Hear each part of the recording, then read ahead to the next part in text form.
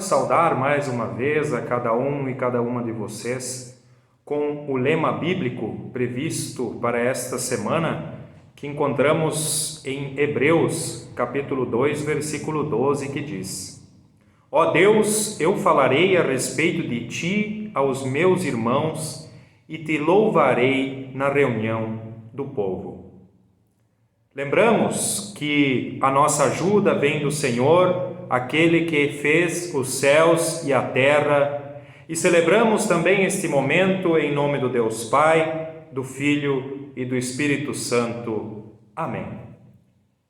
Convido a cada um e cada uma de vocês para um momento de confissão dos nossos pecados. Oremos.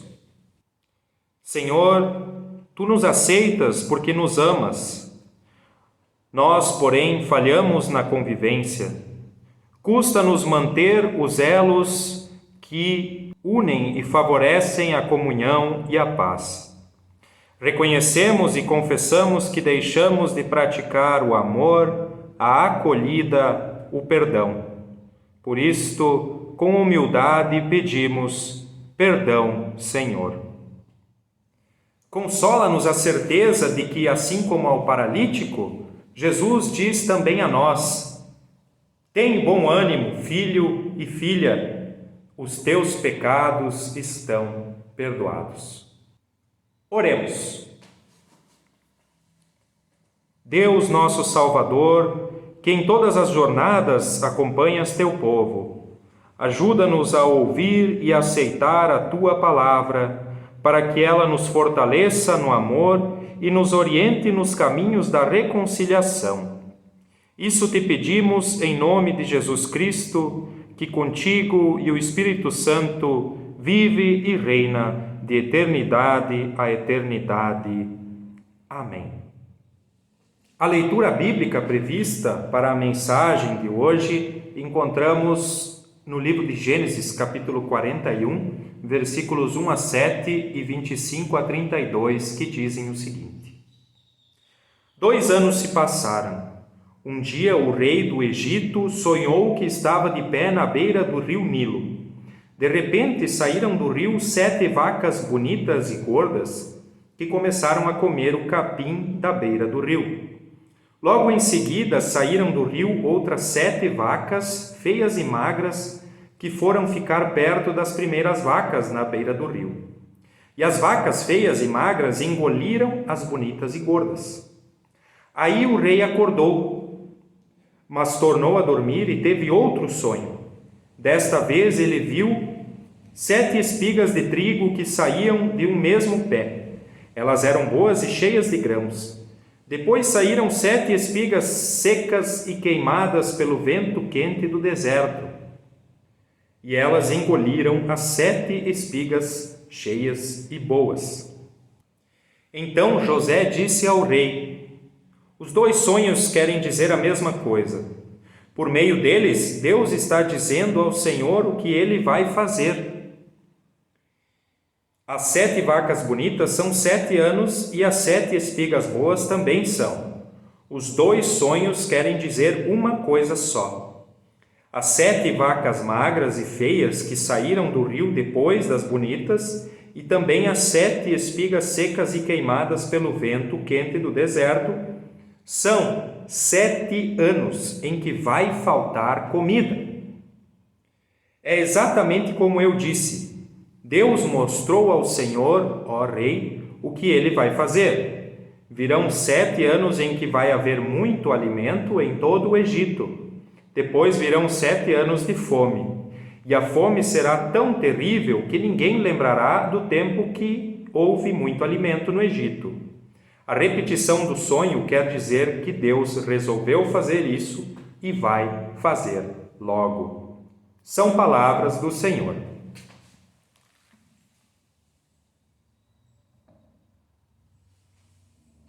Queridos amigos e amigas, depois destes quase 6 meses que estamos vivendo na pandemia, estamos talvez finalmente chegando perto do momento em que podemos voltar a nos encontrar reunidos em culto, com todos os cuidados. É claro, talvez daqui a pouco essa situação volta ao normal. Mas eu tenho algumas perguntas para fazer a vocês, para refletirmos juntos sobre este período que a gente tem vivido. Como vocês se sentiram do começo da pandemia até aqui? Muita coisa fez falta para a vida de vocês?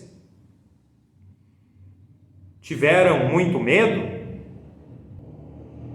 Se nós olhamos um pouco para a história, vamos ver que no mundo sempre foi assim. Períodos difíceis, por exemplo, a peste negra, a tal de gripe espanhola, a peste bubônica, meningite, guerras, etc. Se olharmos mais para trás ainda na história, vemos que nunca foi diferente. Olhamos na Bíblia e lá encontramos vários relatos e passagens onde se conta sobre secas, dilúvios e pestes. E esse texto de Gênesis de hoje nos fala de sonhos. Mas se lermos um pouco antes e um pouco depois desse texto de hoje, vemos que é uma história cheia de intrigas, de fofocas e mentiras. E este texto também é tão antigo, tem mais de 5.000 anos, com certeza. Aí eu pergunto, existe alguma diferença com os dias de hoje? Apesar dos anos, esse texto é muito atual. Naquela época, alguns acreditavam, outros não. Hoje é a mesma coisa.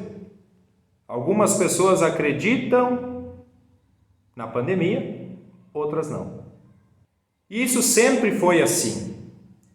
Na história, os tempos não conferem exatamente, mas existe uma semelhança muito grande entre aquele período das pragas e da seca com os dias de hoje.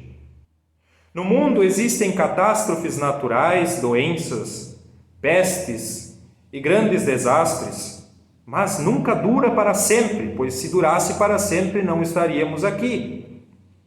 É cíclico, ou seja, períodos assim vão e voltam. Nas nossas famílias é a mesma coisa. Acontecem acidentes, mortes, problemas, tragédias. Isso dura um tempo e depois tudo volta ao normal. A gente se reconcilia, claro que nem sempre. Na história do mundo também tudo se repete. Algumas coisas com mais frequência, outras com menos. Algumas por interferência dos seres humanos, outras não. Mas se há uma coisa que é verdade, é que depois do temporal e das catástrofes, o sol sempre volta a brilhar majestoso. Depois do luto, a vida segue. Depois da pandemia, provavelmente a nossa vida vai seguir também. Mas a de muitas pessoas não. Também deveríamos aprender com os anos bons, deveríamos nos precaver com os anos ruins. Cada ano pôr um pouco de lado, guardar, para quando os anos ruins vierem, termos como sobreviver. Mas a história já nos ensinou muitas vezes que não devemos deixar tudo no mesmo lugar, pois vem o ladrão e leva tudo, como está escrito na Bíblia. E acontece exatamente assim nos casos das cooperativas e das grandes empresas que armazenam grãos e quebram, ficam devendo para um monte de gente. Os proprietários graúdos, esses não perderam dinheiro, quem perdeu foi o povo trabalhador, sempre assim. A Bíblia, as Sagradas Escrituras e a própria história nos ensina que tudo passa, mas que para que tudo passe, nós precisamos cooperar. Em todas as situações, sempre existem aquelas pessoas más, sem fé e sem escrúpulos que se aproveitam das outras e dos momentos de catástrofe para enriquecer e tirar proveito. Existem aquelas pessoas que mentem e fazem intriga só para criar confusão e se aproveitar desse caos. Mas no meio disso também sempre há aquelas pessoas sensatas, aquelas pessoas com fé, que dizem: calma, nós temos fé em Deus. Isso também vai passar. Assim como Paulo fez no meio da tempestade, antes de naufragar e ir parar lá na ilha de Malta. Mas também tem aquelas pessoas que dizem: nós temos fé, por isso com nós não vai acontecer nada. E daí elas abusam. Não é assim. A nossa fé em Deus e a responsabilidade andam juntas. Mas na irresponsabilidade, Deus não está conosco. Agora eu pergunto: como vamos agradecer a Deus depois que esta pandemia passar e pudermos voltar à normalidade de nossas vidas, de nossas celebrações, na igreja, no nosso dia a dia, no nosso trabalho? Acho que temos muito a agradecer a Deus, pois apesar de tudo, estamos vivos. Poderemos retornar à igreja e temos muito a agradecer, pois Deus nos ensinou a orar, a ler a Bíblia e a celebrar de nossas casas, como estamos fazendo hoje. E principalmente a Bíblia nos ensinou sobre a importância da paciência. Acho que nesses 6 meses aprendemos a discernir muito entre verdades e mentiras, em meio a tantas tentativas que o mal fez de nos confundir e de nos afastar de Deus. Também muitos de nós já sabiam que a vida segue depois da pandemia. Assim também será. Eu tinha muito medo com as pessoas da terceira idade, sem os cultos e sem as reuniões deles nos finais de semana. Pensei, muitos não vão suportar esse período, vão cair em depressão, em solidão e podem vir a nos deixar. Mas muitas dessas pessoas nos deram uma lição, se cuidando e cuidando dos outros também, se isolando e aguentando esse período em casa. Claro que há exceções, houveram e ainda existem muitas exceções. Mesmo lá na sua casa, sem cultos, sem Santa Ceia, conforme o Salmo 91, versículos 9 e 10, você fez do Senhor Deus o seu protetor e do Altíssimo o seu defensor. Por isso, nenhum desastre ou mal chegará perto da sua casa. Queridos amigos e amigas, que enquanto ainda durar esse período de pandemia, possamos seguir pondo em prática este salmo, mas sabendo que nada terminou e ainda que devemos seguir fazendo de Deus nosso único protetor e nossa única fortaleza todos os dias de nossa vida. Amém. Ao orarmos, Senhor, vem encher-nos com teu amor, para o mundo agitado esquecer, cada dia a tua vida viver. Nossa vida vem, pois, transformar, refrigério nos dá, e agora com outros irmãos nos unimos aqui em oração.